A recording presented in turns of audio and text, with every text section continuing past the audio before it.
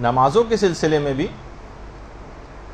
یہ بات کہی جاتی ہے کہ خاص طور پر بے نمازی دوستوں سے بڑا پرہیز کرنے کی ضرورت ہے. یا تو آپ اتنے اثر انداز ان کے اوپر ہونے کی صلاحیت رکھتی ہیں کہ نہیں ہم یہ بے نمازی ہے نا تو ہم اس کو نمازی بنا دیں گے, لیکن عام طور پر ہوتا یہ ہے کہ بے نمازی افراد اپنا زیادہ اثر چھوڑ جاتے ہیں. تو اگر ایسا کچھ ہو رہا ہو تو آپ کو ان سے پرہیز کرنا لازم ہے. دیکھیے جس طرح گندی مچھلیاں ہوتی ہیں نا وہ پورے تالاب کو خراب کر دیتی ہیں, اسی طرح سے جو دین سے لاپرواہ ہوگا وہ آپ کو بھی دین سے لاپرواہی کر دے گا. اس کے لیے بہت ضرورت اس بات کی ہے کہ انسان دیکھیے ایک ماحول اپنے ارد گرد بنائے, اپنے اوقات کو درس قرآن کے لیے, درس احکام کے لیے, درس سیرت ائمہ معصومین کے لیے, پیغمبر اسلام کی سیرت کے, اس طرح سے مختلف دعاؤں کے پروگرامز ہیں اور حدیث قصہ کے پروگرامز ہیں, دعائے توسل ہو رہی ہے, دعائے کمیل ہو رہی ہے, دعائے ندبہ ہو رہی ہے. یہ سارے کے سارے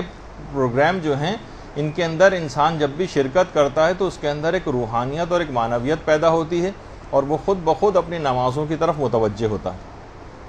یہ آپ کی یہ پروگرامز جو ہوتے ہیں اس طرح کے, یہ جہاں کہیں بھی خواتین خود اگر نہیں ہوتے آپ کے اطراف میں تو آپ انہیں منعقد کریں اپنے گھر میں, چاہے چھوٹے سے چھوٹے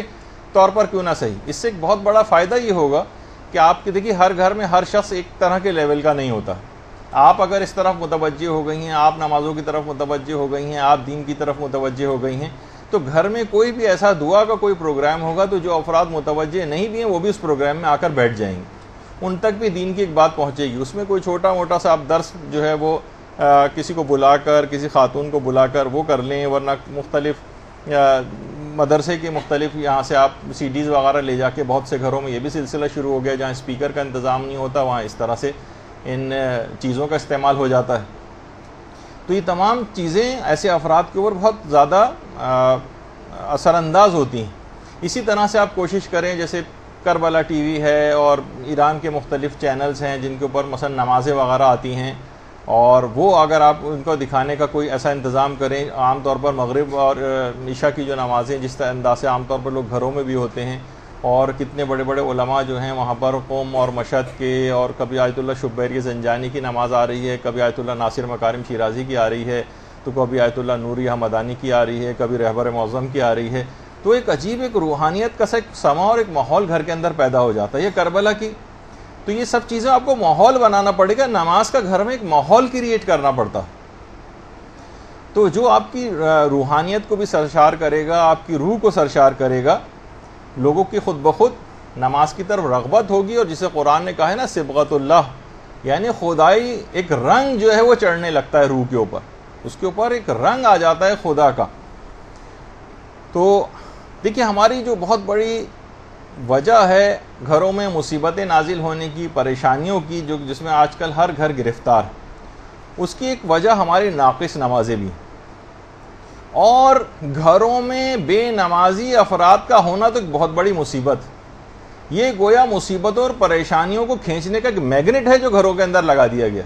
جس گھر میں بھی ایک بے نمازی بھی اگر موجود ہے تو مصیبتیں اور پریشانیاں کھینچ کر اس گھر کی طرف آتی. تو آپ یہ نہیں کر سکتی کہ بس اپنی نمازوں میں لگی رہیں, کیونکہ گھر میں جب تک گھر کے اور افراد کو یا ارد گرد کے ماحول کو آپ اچھا نہیں کریں گی, جب تک فقط ایک آدمی کے تنہا اچھا ہو جانے سے فرق نہیں پڑے گا. تو یہ بہت اہم اس کے اندر بات ہے. تو جو میں نے کہا کہ گھر میں کیسی مصیبتیں اور پریشانیاں آتی ہیں, اور پھر جس اعتبار سے جو لیول جس کا ہوتا ہے اس کے مطابق ہی ہوتا ہے مصیبتوں اور پریشانیوں کا لیول بھی. جیسے آیت اللہ شیخ حسن علی نخودکی اصفہانی, یہ وہی ہیں جن کا میں نے امام خمینی کے حوالے سے ایک دفعہ بتایا تھا عمل بھی. وہ ایک دفعہ آیت اللہ شیخ حسن علی نخودکی اصفہانی جو امام خمینی کے بھی استاد تھے, وہ خود انہوں نے اپنے ایک بیٹے کو ایک دفعہ وصیت کی تھی. کہا بیٹا یہ بات یاد رکھو, اگر تم 40 روز تک بھی روزانہ عبادت, ریاضت, دعائیں, تعقیبات, عرفانیات کے اندر تم ڈوبے بھی رہو, اور فقط ان 40 دنوں میں سے ایک دن کی فجر کی نماز قضا ہو جائے تم سے, تمہاری ساری ریاضتیں ہباء منصورہ ہو جائیں گی. تمہاری ساری ریاضتیں مکمل ضائع ہو جائیں گی۔ یہ جو بھی آپ نے آیت دیکھی نا، اس کا ترجمہ ہے کہ پھر ہم ان کے اعمال کی طرف توجہ کریں گے اور سب کو اڑتے ہوئے خاک کے ذروں کی مانند بنا دیں گے۔ یعنی جب چیزیں قبول نہیں ہوتی نا نیک اعمال، تو جس طریقے سے ریت کے ذرات کے اندر کوئی چیز تبدیل ہو جاتی ہے، اعمال کا یہ حشر ہو جاتا ہے، ابھی جس کی تفصیل بھی آگے چل کر آئے گی۔ بیٹا میں نے اپنی، فرماتے ہیں شیخ حسن علی نخودکی اصفہانی، بیٹا میں نے اپنی پوری زندگی میں صرف ایک مرتبہ مجھ سے ایک نماز قضا ہو گئی تھی، اور اسی دن میرا بیٹا مر گیا تھا، تمہارا بھائی اسی دن مر گیا تھا، اور پھر خواب میں مجھ کو بتایا گیا کہ اس کی موت کا سبب میری وہ قضا نماز فجر تھی جو مجھ سے قضا ہو گئی تھی۔ وہ ٹھیک ہے کہ پروردگار ہر کسی کو اس امتحان سے نہیں گزارتا ہے، جن کے رتبے اتنے زیادہ بلند ہوتے ہیں ان کے لیے پھر مصیبتیں اور پریشانیاں بھی ایسی آتی ہیں، لیکن ٹھیک ہے خدا نخواستہ ہم تو اس پروردگار اس قسم کی مصیبت میں مبتلا نہ کرے، لیکن چھوٹے لیول کی مصیبتیں تو آتی ہیں نا۔ تو ایک نماز، یعنی کہہ رہے ہیں 40 روز تک بھی اگر تم مسلسل پورے کے پورے عرفانیت کے اندر ڈوبے رہو اور دنیا جہان کے نیک اعمال کر ڈالو اور فقط ایک دن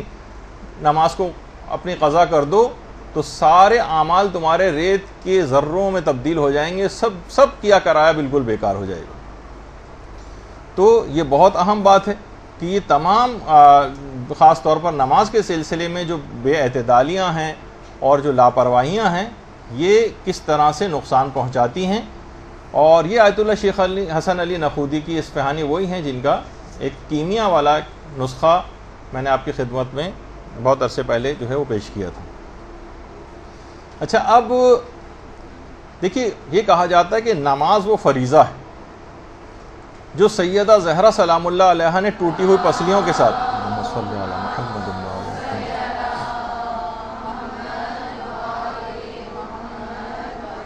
یعنی ہم اس نماز سے پہلو تہی کر رہے ہیں جو سیدہ زہرا نے ٹوٹی ہوئی پسلیوں کے ساتھ ادا کی تھی، حضرت زینب سلام اللہ علیہا نے بندھے ہوئے ہاتھوں کے ساتھ ادا کی تھی۔ دیکھیے کہا جاتا ہے نا کہ محسن نقوی کا جو شعر ہے کہ محسن اس نماز کو کیسے میں چھوڑ دوں، زینب جو پڑھ رہی تھی لاشوں کے درمیان، اس کو ان مومن جو ہے اس کو نظر اندازی سے کام لے رہے ہیں اس سلسلے میں جو سید سجاد نے طوق و سلاسل میں انجام دی تھی اور جو حسین مظلوم نے خنجر تلے ادا کی۔ تو دیکھیے ایسی نماز اس کے بعد کبھی نہیں ہوئی، سجدے میں سر، گلے پہ خنجر، 3 دن کی پیاس، ایسی نماز پھر نہ ہوئی کربلا کے بعد۔ تو اس کو ماننے والے اتنی آسانی کے ساتھ اس کو ترک کر دیں اور اس کا حق ادا نہ کریں، چھوڑ کر سجدوں کو توہین محرم نہ کرو، بے نمازی ہو تو شبیر کا ماتم نہ کرو۔ کتنا اچھے شاعروں نے شعر اس سلسلے میں کہیں، جہاں نماز کے خلاف اشعار کہے گئے ہیں وہاں شاعروں نے اس کا بھی حق ادا کیا۔ برحمتك يا أرحم الراحمين وصلى الله على محمد وآله الطاهرين